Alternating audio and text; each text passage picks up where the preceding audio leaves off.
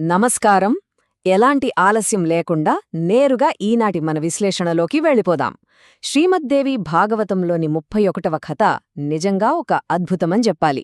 ఎందుకంటే జీవితంలో సర్వస్వం కోల్పోయిన ఒక భయంకరమైన పరిస్థితి మనిషికి ఆధ్యాత్మికంగా, మానసికంగా ఎంత గొప్ప శిక్షణా కేంద్రంగా మారుతుందో ఈ ఘట్టం మనకు కళ్లకు కట్టినట్లు చూపుతోంది.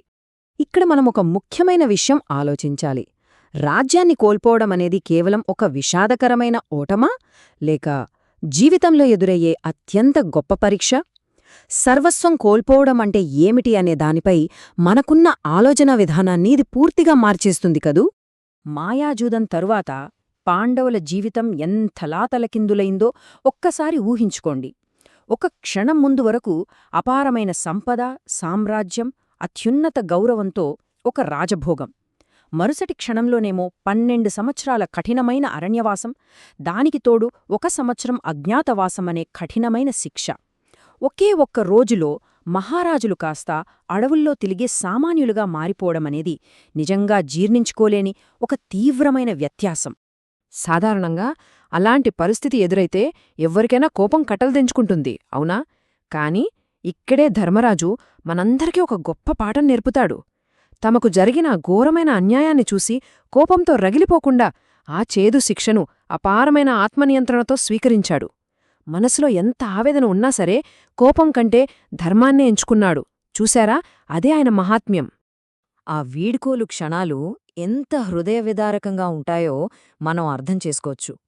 పాండవులు ద్రౌపదితో కలిసి తమ రాజభవనాల సౌకర్యాలన్నీ వదిలేసి ఏమాత్రం పరిచయం లేని, ఎన్నో భయాలు, అనిశ్చితులు ఉన్న అడవిలోకి అడుగుపెడుతుంటే రాజ్యంలోని ప్రజలంతా కన్నీరు మున్నీరుగా ఏడ్చారు. అదొక చాలా బరువైన క్షణం. మరి అడవిలోకెళ్ళిన తర్వాత వాళ్లు కేవలం భయపడుతూ ప్రాణాలు అరచేతిలో పెట్టుకుని బతికారా అంటే అస్సలు కాదు. ఆ కఠినమైన అరణ్యాన్ని వారొక పవిత్రమైన గురుకులంగా మార్చేసుకున్నారు. మొదట ఆ కఠిన పరిస్థితులను ధైర్యంగా అంగీకరించారు.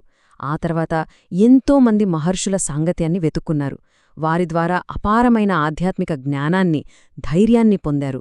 ఏ పరిస్థితినైనా సరే ఒక గొప్ప అవకాశంగా ఎలా మలుచుకోవాలో వారు నిరూపించారు.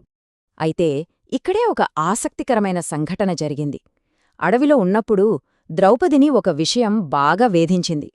తమతో పాటు వచ్చిన వారికి, అతిథులకు రోజూ ఆహారం ఎలా అందించాలి అని ఆమె బాగా ఆందోళన చెందింది.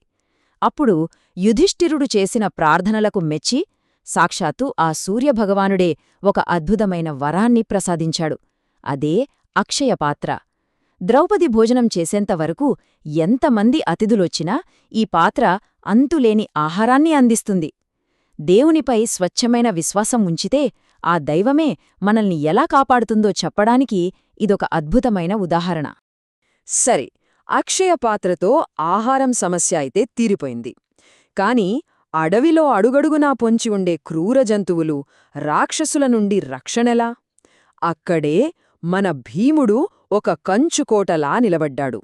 తన అపారమైన భుజబలంతో ఎవరూ ఛేదించలేని ఒక ఢాలులా తన కుటుంబాన్ని కంటికి రప్పలా కాపాడుకుంటూ వచ్చాడు.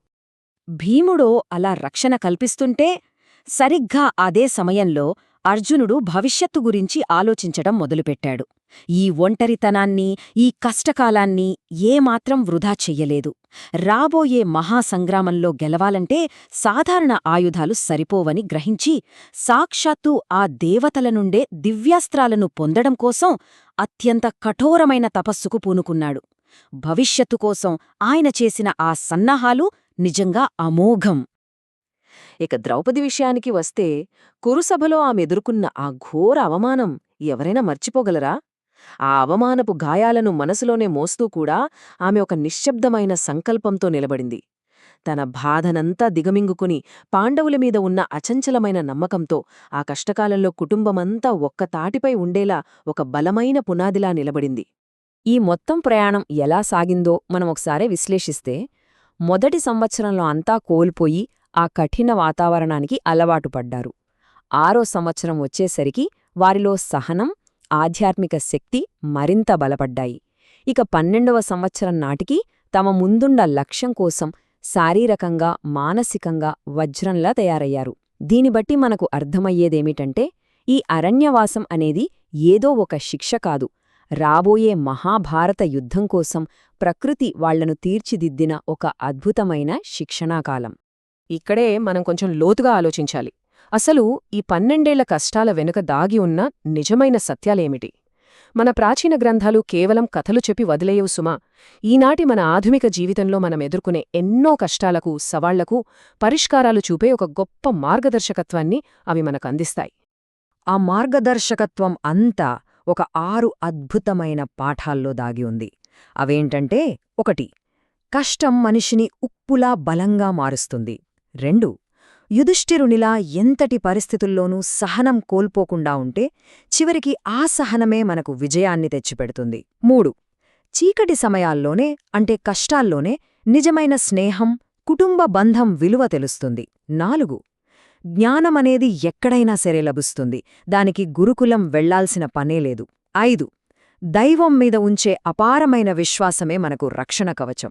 ఇక చివరిది అత్యంత ముఖ్యమైనది, కష్టాలు ఎప్పుడూ శాశ్వతం కాదు. మన ఓపిక, ధైర్యం పరీక్షించబడినప్పుడు ఆ కష్టాలే మన తుది విజయానికి పునాదిగా మారుతాయి.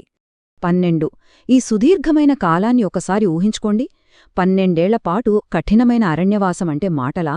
మామూలుగా అయితే ఈ స్థాయి కష్టాలు ఎవ్వరినైనా సరే మానసికంగా కృంగదీస్తాయి, పూర్తిగా విచ్ఛిన్నం చేసేస్తాయి. కాని పాండవుల విషయంలో అలా జరగలేదుగా. ఆ 12 ఏళ్ల కాలమే వారి మధ్య ఎప్పటికీ విడిపోని ఒక బలమైన బంధాన్ని ఏర్పరిచింది, చివరికి చరిత్రనే మార్చేసింది. చివరగా మనం ఎప్పటికీ గుర్తుపెట్టుకోవాల్సిన ఒక అత్యంత శక్తివంతమైన సత్యముంది. కష్టాలు శాశ్వతం కాదు, అవి మనల్ని మరింత గొప్పవారిగా తీర్చిదిద్దుతాయి. మన జీవితంలో కూడా ఎప్పుడైనా చీకటి కమ్ముకున్నప్పుడు మనం నిరాశపడకూడదు. ఎందుకంటే ఆ కష్టాలు మనల్ని ఒక గొప్ప లక్ష్యం వైపు నడిపించడానికి ప్రకృతి చేస్తున్న ఏర్పాట్లు అని మనం అర్థం చేసుకోవాలి. సరే, పాండవులు ఈ కష్టాల కొలిమిలో ఎలా రాటుదేలారో మనం చూశాం గదా.